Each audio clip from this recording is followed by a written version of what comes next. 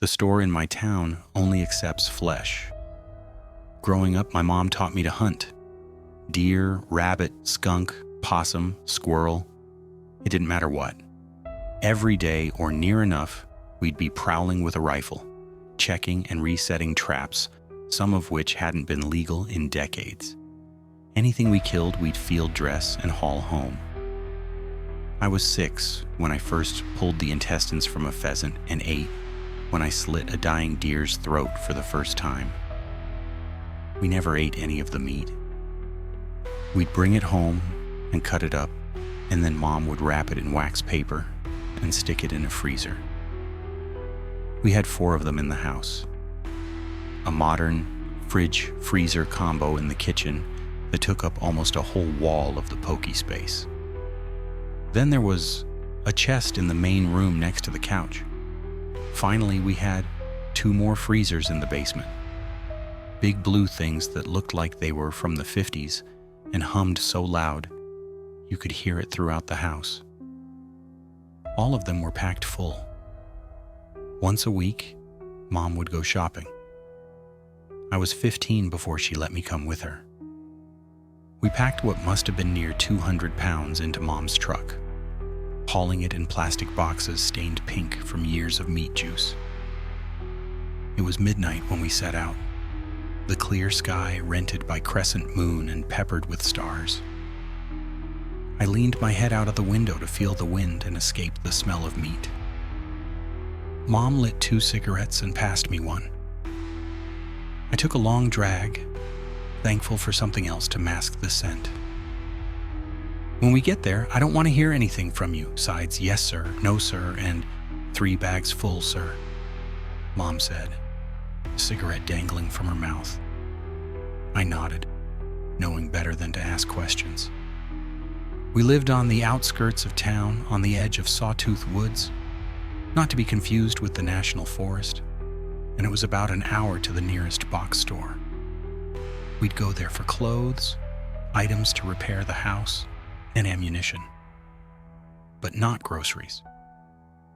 I'd picked up a box of Milk Duds when I was 5, and Mom had just spanked me so hard the ride home had me crying. I was interested to see where our food came from. We drove by several mom-and-pop places, dark and shuttered for the night, with Mom showing no signs of slowing. Eventually, she turned into a residential neighborhood. It was clearly the wealthy part of town. All the homes had big yards and multiple floors. Mom was leaning forward, nose against the windscreen, muttering to herself. Where is it? Where is it? Always missed the dang turn." She hit the brakes, and the car screeched in protest. There. She turned down a narrow path that didn't look like it was designed for cars. A sign at the beginning declared, "Private property, no through road." We continued down, past the houses on either side and their considerable backyards before the narrow path opened into a parking lot. It wasn't giant, it's just 8 or 10 spaces, but it wasn't what I'd imagined would be at the end. Street lights flanked the lot, basking it in an amber glow, and there, at the other end, was the store. Spotlights lit a sign that proclaimed the place to be called Big Mal's. Large windows showed an interior with narrow aisles packed floor to ceiling with goods, while the door had been propped open with a cinder block. Mom pulled into a spot next to the only other car in the lot, a banged-up off-roader with mismatched colorings. She killed the engine and turned to face me with that look that froze my guts. "Stay here until I come get you." She stubbed out her cigarette, the 4th during the trip, and stepped out, heading inside. I sat back and tried to relax. My knee was jigging something awful, and I kept glancing around.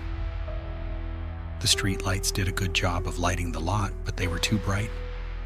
Your eyes couldn't adjust to take it all in without losing the keenness needed for low-light areas. It was like a wall of shadows surrounded me as I sat alone in the truck. And in that darkness, I felt eyes on me. I looked at the store, but I couldn't see my mom. My chest grew tight and my skin cold. I've been in the Black Hills at dusk with a mountain lion stalking me, and it isn't a shadow of the fear I felt in that lot. It was a physical thing pressing on me, commanding me to stay still, daring me to run. I gauged the distance to the store over and over again. 15 feet, 20 at most.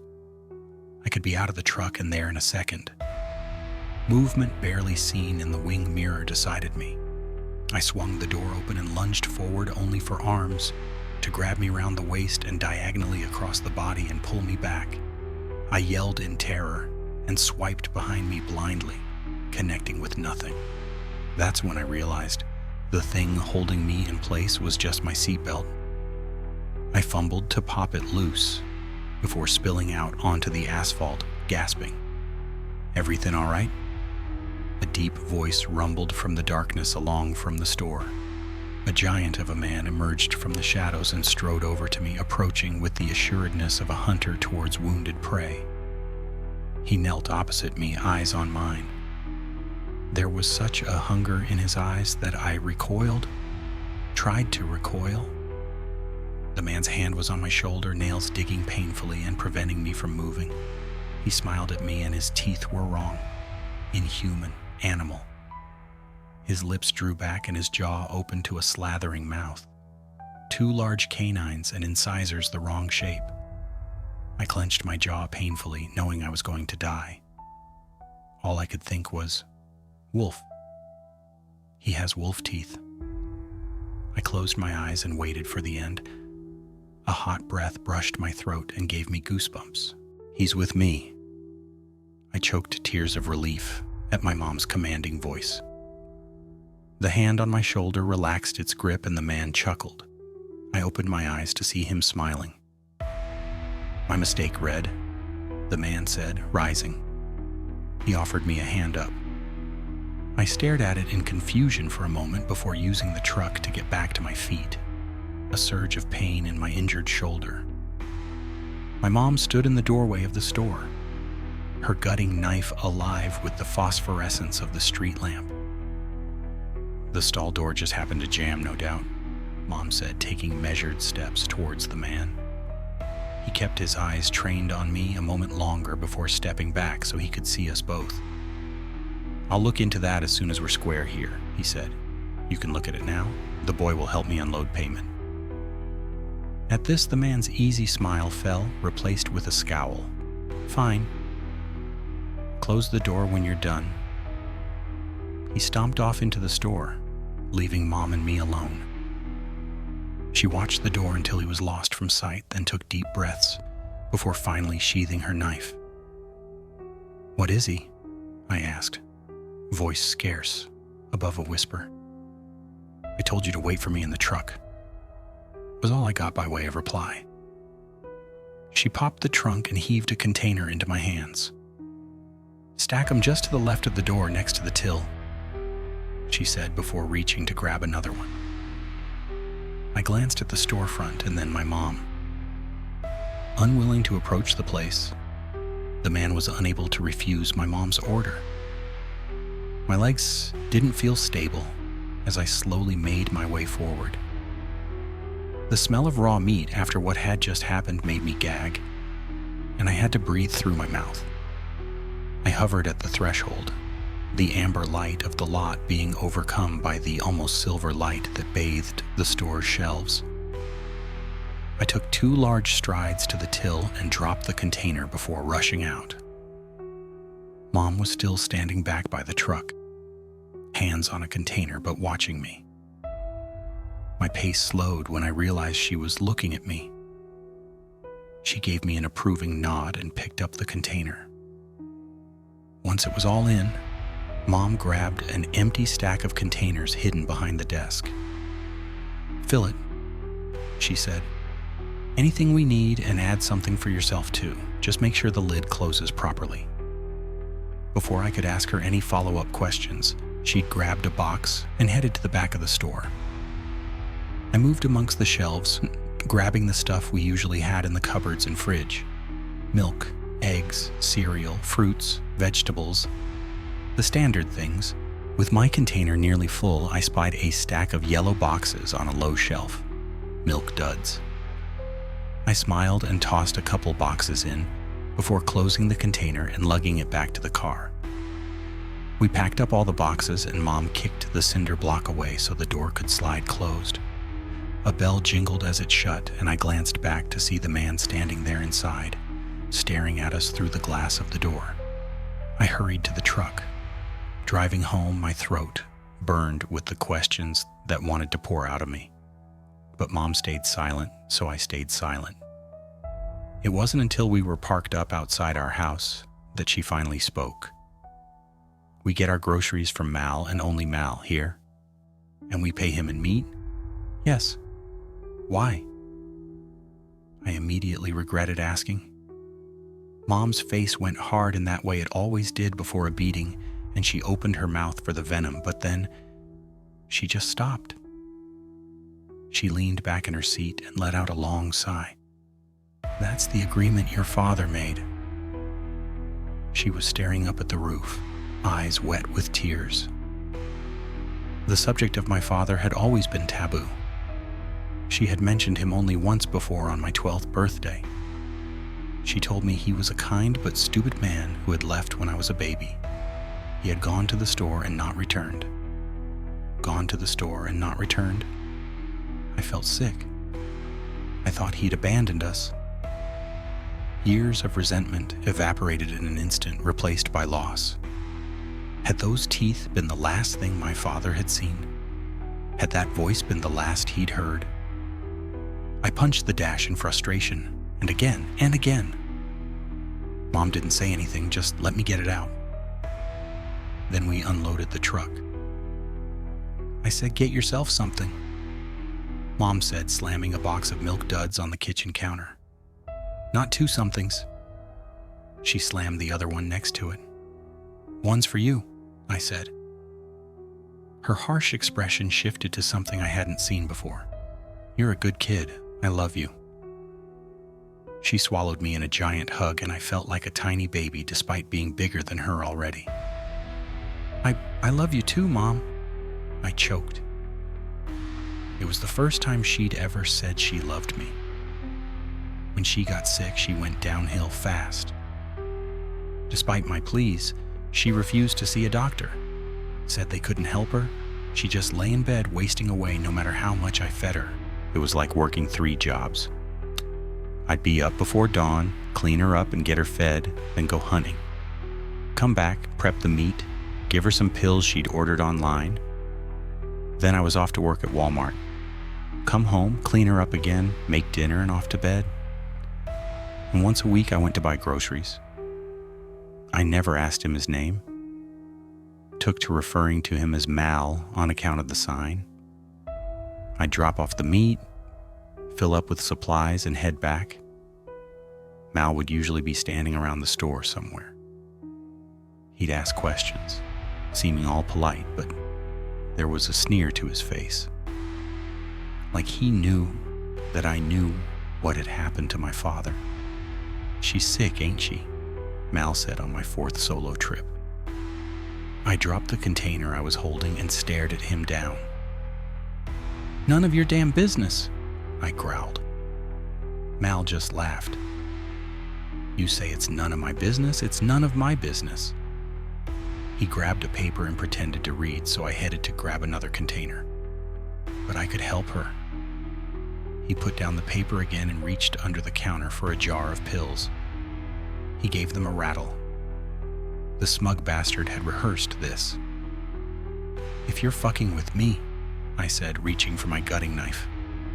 Scout's honor, he said, holding up 3 fingers. I froze. Mom was going downhill fast, and something about this thing told me he meant what he said. How much? 1. 1 what? 1 pound? 1 container? 1 deer? 1 finger, he said, and that smile spread across his face. That smile I saw in dark corners. The wolf smiled. You give me a finger and I'll give you something to fix up your mama. I pulled my knife and strode toward him, and I swear I saw him flinch. He tried to pretend he hadn't, but I saw. I placed my left hand on his till, fingers splayed, and lowered the knife to my pinky.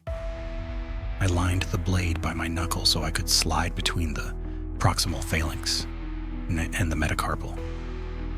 Then I looked him right in the eye as I slowly brought the blade down. The metal was cold as it sliced my skin, and I felt the hot blood well up and spill down my hand. That's when Mal gently, effortlessly, pulled the knife away from me. "You're a good boy," he said in a tone I didn't much like. He raised my wounded hand to his mouth and licked the blood.